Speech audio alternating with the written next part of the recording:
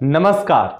महाराष्ट्र में उद्धव ठाकरे सरकार गिरने के बाद भारतीय जनता पार्टी ने उद्धव ठाकरे गुट को एक और बहुत बड़ा झटका दिया है।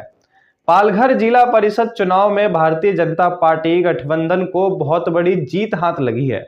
यहां भारतीय जनता पार्टी और बाला साहबची शिवसेना ने जिला परिषद अध्यक्ष और उपाध्यक्ष चुनाव के पदों पर भारी बहुमत से जीत हासिल की है।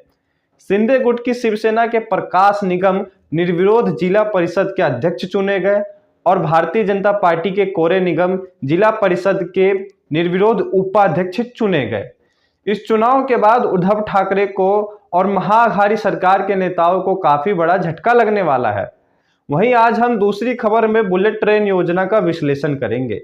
महाअघाड़ी सरकार में धीमी रफ्तार से बढ़ रहे बुलेट ट्रेन योजना के बारे में आज हम इस वीडियो में आपको पूरा विश्लेषण बताएंगे। लेकिन पूरी खबर में आगे बढ़ने से पहले अगर आपसे गुजारिश है कि अगर आप चैनल पर नए आए तो चैनल को सब्सक्राइब जरूर कर ले और अगर आपको वीडियो अच्छी लगी तो वीडियो को लाइक करके शेयर करना ना भूले। तो बढ़ते हैं खबर की तरफ। महाराष्ट्र के पालघर में एकनाथ शिंदे के नेतृत्व वाली शिवसेना और भारतीय जनता पार्टी के गठबंधन ने जिला परिषद के चुनाव में बहुत बड़ी जीत दर्ज की है। यहां भाजपा के गठबंधन के प्रत्याशी को पालघर जिला परिषद के चुनाव में निर्विरोध उपाध्यक्ष चुना गया। बुधवार को जिला परिषद अध्यक्ष पद पर बाला साहबची शिवसेना के प्रकाश निगम और भारतीय जनता पार्टी के कोरे निगम को उपाध्यक्ष बनाया गया। यहां एकनाथ शिंदे के नेतृत्व वाली शिवसेना और भारतीय जनता पार्टी साथ में चुनाव लड़ रहे थे। एक तनावपूर्ण माहौल के बाद आखिरकार भारतीय जनता पार्टी और गठबंधन को यहां पे अपना जिला परिषद अध्यक्ष और उपाध्यक्ष बनाने में बहुत बड़ी कामयाबी मिली है। बुधवार को कड़ी सुरक्षा के बीच बाला साहब की शिवसेना और बीजेपी के प्रत्याशी ने अपना नामांकन पत्र दाखिल किया था, जहां प्रकाश निगम और पंकज कोरे ने जिला परिषद अध्यक्ष और उपाध्यक्ष के लिए एक एक करके अपना नाम भरा था। दोनों ही प्रत्याशी निर्विरोध चुनाव जीत गए हैं और इसके बाद भाजपा में काफी खुशी की लहर है। इस दौरान राज्य के मंत्री समेत कई बड़े नेता वहां पर मौजूद रहे। चुनाव जीतने के बाद भाजपा और शिंदे गुट के शिवसेना नेताओं में खुशी की लहर आ गई है, जिसके बाद कार्यकर्ताओं ने आपस में मिठाई बांटकर खुशियां बांटी और जीत के खुशी में कई नारे भी लगाए।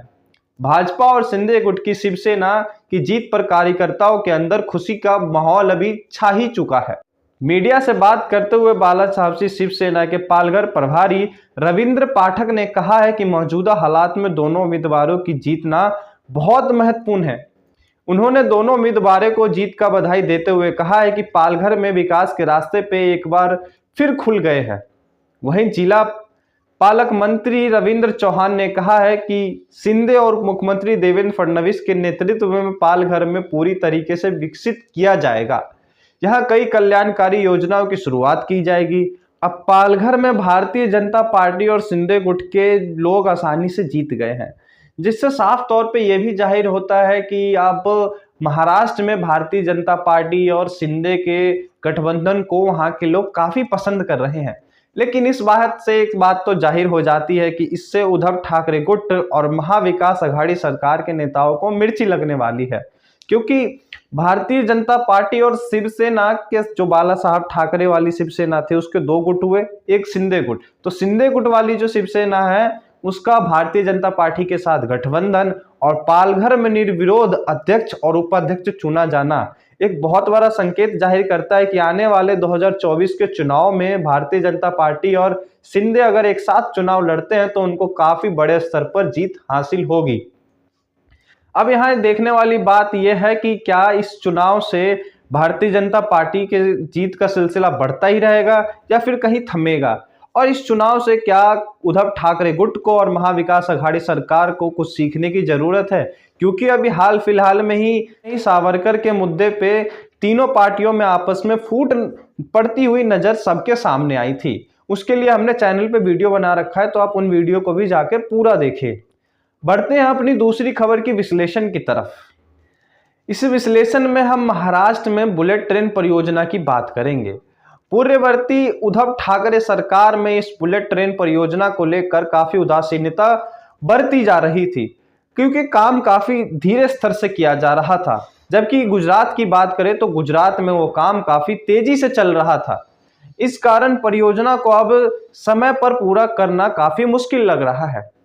साथ ही आपको बता दें कि पहले इस परियोजना को पूरा करने का काम 2023 तक पूरा हो जाना था, लेकिन अब लगता है कि एकनाथ शिंदे और देवेंद्र फडणवीस की सरकार महाराष्ट्र में विकास कार्यों को तेजी देने में कोई सवाल खड़ा करना नहीं चाहती है। यही वजह है कि सत्ता में आने के बाद 5 महीने के भीतर ही महाराष्ट्र के हिस्से वाले बुलेट ट्रेन जितनी भी परियोजना में जितने हिस्से में बुलेट ट्रेन परियोजना चल रही थी, उस हिस्से में Mumbai Ahmedabad high speed rail परियोजना बुलेट ट्रेन परियोजना के लिए बोली आमंत्रण का कार्य कर लिया गया है। पहले इस बुलेट ट्रेन योजना को लेकर काफी नरमी बरती जा रही थी, लेकिन शिंदे की सरकार आते ही इस पे काम तेजी से बढ़ रहा है। यही नहीं, परियोजना को लेकर भूमि अधिग्रहण का कार्य भी लगभग समाप्ति की ओर है। इससे पहले 23 सितंबर को NHRCL से महाराष्ट्र में मुंबई से सिलपटा तक 20 किलोमीटर लंबे ट्रैक के लिए लाइन निर्माण के कार्य के लिए निविदाएं आमंत्रित की थी। 22 सितंबर को मुंबई के बांद्रा कुर्ला कॉम्प्लेक्स में भूमिगत रेलवे स्टेशन के लिए भी कई सारी निविदाएं मांगी गई थी। इन 3 निविदाओं के साथ, जिसमें टनल निर्माण का कार्य भी शामिल है, इस बड़ी परियोजना के लिए महाराष्ट्र में निविदा का कार्य पूरा हो जाएगा। लेकिन दिलचस्प वाली बात यह है कि सभी निविदाएं शिंदे फडणवीस सरकार के जुलाई में सत्ता संभालने के बाद ही मांगी गई है। एक शीर्ष केंद्रीय अधिकारी ने एक मीडिया से बात करते हुए हमें बताया कि भूमि अधिग्रहण का कार्य पिछले कार्यकाल में अटका हुआ था, इसीलिए निविदाओं का काम भी सही समय पर नहीं हो पाया।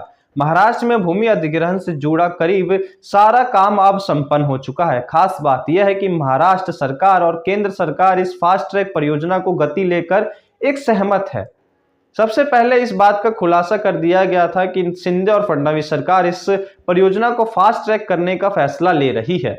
इस परियोजना के लिए महाराष्ट्र में 298 हेक्टेयर भूमि अधिग्रहण करने की जरूरत थी और लगभग जून तक 250 हेक्टेयर की भूमि अधिग्रहण हो गई थी। लेकिन नई सरकार बनने में महज 4 महीने के भीतर बची हुई जमीन का अधिग्रहण करके लगभग कार्य संपन्न कर दिया है और इसे बुलेट ट्रेन परियोजना के हिस्से को सौंप दिया गया है।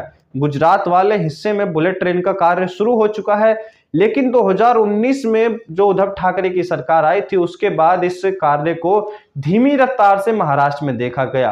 पहले इस कार्य को महाराष्ट्र के अंदर और गुजरात के अंदर दोनों मिलाकर 2023 तक संपन्न हो जाना था, लेकिन उन सरकार में देरी की गई, इस कारण अब इसका 2023 तक शुरू हो जाना काफी मुश्किल लग रहा है।